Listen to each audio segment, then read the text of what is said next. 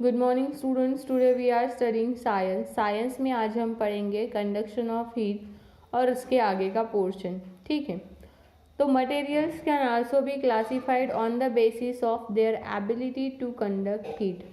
Conduction of heat मतलब क्या है कि जो हीट है उसका प्रवाह किस तरीके से होता है।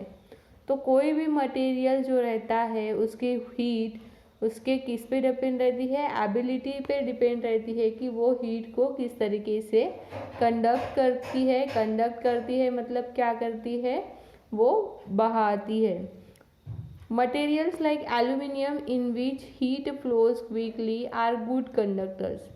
जैसे कुछ मटेरियल्स है, एल्यूमिनियम है, उसमें से क्या होता है, हीट इजीली फ्लो होती है, तो उन्हें हम क्या कहते हैं, गुड कंडक्टर। जिस मटेरियल से हीट इजीली फ्लो होती है, इजीली पास होती है, उसे हम क्या कहते हैं, good conductors. Material like would हम देखते हैं तो वुड में इलेक्ट्रिसिटी कंडक्शन रहता है क्या, नहीं रहता। ठीक है, वुड में इलेक्ट्रिसिटी कंडक्शन नहीं रहता। जैसे वायर्स रहते हैं तो वायर्स में कंडक्शन रहता है, तो जो वायर्स रहते हैं वो रहते हैं गुड कंडक्टर्स, उन्हें हम कहते हैं गुड कंडक्टर्स।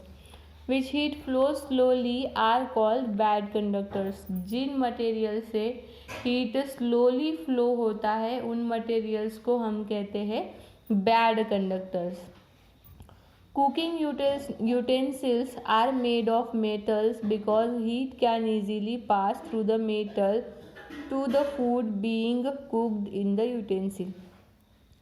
तो खाना बनाने के जो बर्तन रहते हैं मेटल वाले, उसमें से क्या होता है कि उसमें इजीली हीट पास हो जाती है। तो उसकी वजह से इजीली फूड क्या हो जाता है, वो यूटेंसिल्स में, वो बर्तन में, यूटेंसिल्स मतलब बर्तन में क्या हो जाते हैं, फूड कुक हो जाता है। But the handle of the cook, ये जो यूटेंसिल है, ये जो हैंडल है कुकिंग मटेरियल का, कुकिंग यूटेंसिल्स का, मेडअप ऑफ प्लास्टिक और वुड। ये किससे बना रहता है, प्लास्टिक या फिर would say, which do not conduct heat. इस पे हीट लगती है क्या, नहीं, इसीलिए हम यहाँ पे पकड़ सकते हैं। So that the utensil can held easily. जैसे यहाँ पर दिया है कुछ example, silver, copper, zinc, brass, bronze are some example of solids that conduct heat. ये जो है ये कुछ सॉलिड्स है, जैसे सिल्वर है, कॉपर है, जिंक है, ब्रास है, ब्रॉन्ज है, ये एग्जाम्पल है जिसमें से क्या होता है, हीट कंडक्ट होती है, हीट फ्लो होती है। और कुछ एग्जाम्पल्स है जैसे क्लोथ, पेपर, वूल, बकेलाइट, ये काइंड ऑफ प्लास्टिक है। बकेलाइट मतलब क्या है, kind of plastic, thermocol, bamboo, ये कुछ एग्जाम्पल्स है जिसमें से हीट फ्लो नहीं होती, तो उन्हें हम कहते हैं bad conductors, not conduct heat. Mercury is an example of a liquid that conduct heat. Mercury एक ऐसा एग्जाम्पल है जिसमें से हीट कंडक्ट होती है, मतलब हीट वहाँ से मर्क्यूरी से फ्लो होती है। Pure water is an example of a liquid that does not conduct heat. और प्योर वाटर जो है, प्योर वाटर ये एग्जाम्पल एक लिक्विड का है जिसमें से हीट कंडक्ट नहीं होती, हीट फ्लो नहीं होती। All gases including air are a bad conductors of heat. ठीक है, तो ये है कंडक्शन के बारे में कि गुड कंडक्टर्स क्या है और बैड कंडक्टर्स क्या है, उनके एग्जाम्पल्स क्या क्या है। गुड कंडक्टर्स के कौन से एग्जाम्पल्स है और बैड कंडक्टर्स के कौन से एग्जाम्पल्स है। जिसमें से हीट फ्लो होती है उसे हम क्या कहते हैं, और जिसमें से हीट फ्लो नहीं होती उसे हम क्या कहते हैं। ठीक है, नेक्स्ट है ट्रांसपेरेंसी। ट्रांसपेरेंसी मतलब क्या है, पारदर्शिकता। किस तरीके से, अगर मटेरियल हम देखते हैं तो कि एक मटेरियल से, जैसे पॉलीथीन फॉइल वगैरह रहती है, आर पार हमें क्या होता है, दिखता है, ग्लास रहता है उससे भी दिखता है, तो उसमें कौन से मटेरियल्स रहते हैं वो हमें देखना है।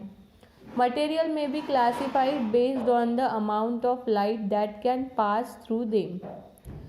तो ये जो ट्रांसपेरेंसी रहती है किस पे डिपेंड रहती है कि उसमें से वो मटेरियल जो है उसमें से कौन सा लाइट वहाँ से पास हो रहा है, ये उस पर डिपेंड रहते हैं। जैसे पॉइंट नंबर 1 है, if almost all the light can pass the material it is a transparent. अगर हम एक मटेरियल पर लाइट पास करें और वहाँ से पूरा लाइट पास हो जाए तो उस मटेरियल को हम कहते हैं ट्रांसपेरेंट मटेरियल। मतलब एक साइड से दूसरी साइड में डायरेक्टली वो क्या हो जाता है, ट्रांसफ़र हो जाता है, उसे हम कहते हैं transparent material. We can see through a transparent material, उसमें से हम देख भी सकते हैं, उसे हम पारदर्शक भी कहते हैं। Glass, clean water and air are the examples of a transparent material. If no light can pass through a material, अगर एक मटेरियल है उसमें से कोई भी लाइट पास नहीं होती, इसका एग्जाम्पल हम लेंगे अगर वुड, तो उसमें से कोई भी लाइट क्या नहीं होती, पास नहीं होती। कार्डबोर्ड अगर लेते हैं, मिल्क लेते हैं, तो उसमें से कोई भी लाइट पास नहीं होती। उस मटेरियल को हम कहते हैं ओपाक मटेरियल। जिसमें से कोई भी लाइट पास नहीं होती उसे हम कहते हैं opaque material. If light can pass through a material partially मतलब थोड़ा पास होता है, थोड़ा पास नहीं होता, तो उस मटेरियल को हम कहते हैं translucent. Which can not see clearly through the translucent material, frosted glass, turbid water, dust laden air and translucent material. ये जो है जैसे ये ओपाक, ट्रांसपेरेंट, ट्रांसलूसेंट, ये आपको दिया है। नेक्स्ट है hardness. Material can B classified on the basis of there hardness. कुछ मटेरियल्स जो रहते हैं वो उनके हार्डनेस पर डिपेंड रहते हैं, हार्डनेस पर क्लासीफाई होते हैं। Try to change the shape of things that are made of different types of material. जैसे अगर किसी मटेरियल्स के शेप को अगर हम बदलना चाहते हैं तो वो बदलते हैं क्या, नहीं बदलते। तो वो उसके हार्डनेस पे डिपेंड रहता है कि वो मटेरियल कितना हार्ड है। जैसे iron, would, rubber with your hands, ये जो है ये मटेरियल यहाँ पे दिए हैं एग्जाम्पल्स में। You will find that the shape of some items made of rubber can change easily. अगर रबर से कोई भी मटेरियल बने हुए रहते हैं, रबर से अगर कोई भी मटेरियल बने हुए रहते हैं तो उसका शेप, उसका जो साइज़ रहता है एक्चुअल, उसे अगर हम चेंज करें तो वो चेंज हो जाता है। They are soft material. The shape of the other items made of wood और iron can not be change easily. और जिस तरह आयरन और वुड के जो मटेरियल रहते हैं, लोहे से बने हुए जो मटेरियल रहते हैं, उन्हें हम कितना भी चेंज करें फिर भी वो चेंज नहीं होते। They are hard material. क्यों ऐसा होता है? क्योंकि वो हार्ड रहते हैं, उनका जो मटेरियल रहता है वो हार्ड रहता है। Soft material can be scratch on easily whereas a hard material can not be scratch on easily. जो सॉफ्ट मटेरियल रहते हैं जैसे रबर वगैरह है तो उसमें ईजीली स्क्रैचेस आ जाते हैं, बट अगर हार्ड मटेरियल अगर हम लेते हैं तो उसमें ईजीली स्क्रैच नहीं आते। स्क्रैच मतलब क्या है? कोई भी निशान उस पर जल्दी नहीं आते। It is more difficult to scratch iron than a wood as a metal are harder than a wood. Iron पर स्क्रैच करना बहुत डिफ़िकल्ट है क्योंकि आयरन क्या है? एक मेटल है, और किसी भी मेटल पर स्क्रैचेस करना ये ज़्यादा डिफ़िकल्ट है as compare to the wood material. Next है density, floating and sinking.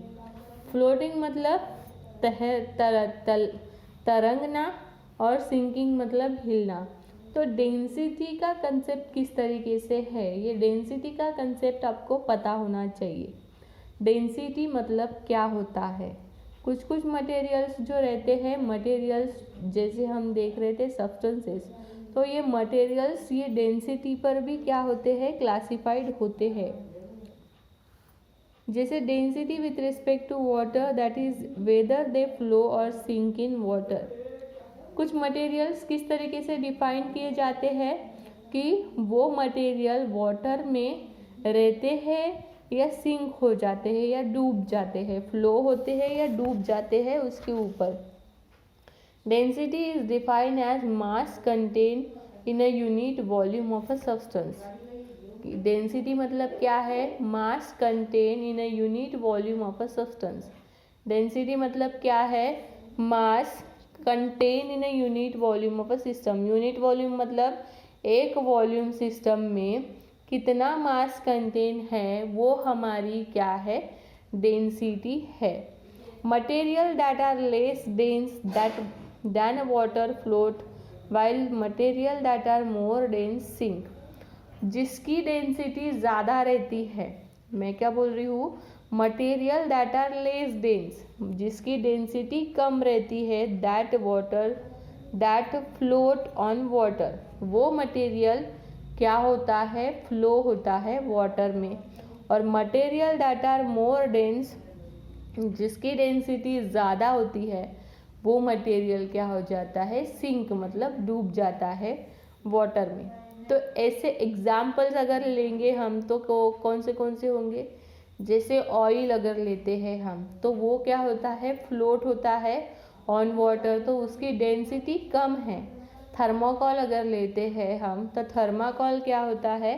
Float होता है वाटर में, तो उसकी डेंसिटी कम है। और एज़ कंपेयर टू अगर हम स्टोन लेते हैं कोई भी, तो वो क्या होता है? सिंक हो जाता है वाटर में। तो स्टोन की, वुड की या फिर कोई भी आयरन मटेरियल की डेंसिटी क्या रहती है? ज़्यादा रहती है, इसलिए वो क्या हो जाते हैं? सिंक हो जाते हैं। Wax and wood float on water while the iron nail sink. Wax and wood भी क्या है? फ्लोट होता है यार। Lighter than water float while iron which is heavier than water that is sink। iron is a higher density material than the water। तो ये है density. Density के ऊपर मटेरियल्स किस तरीके से क्लासिफाइड किए गए हैं ये हमने देखा। हार्डनेस के ऊपर किस तरीके से क्लासिफाइड किए गए हैं, ट्रांसपेरेंसी के ऊपर किस तरीके से क्लासिफाइड किए गए हैं, और सभी जो चीज़ें हैं हमने 1 बाय 1 इस चैप्टर में देखी है।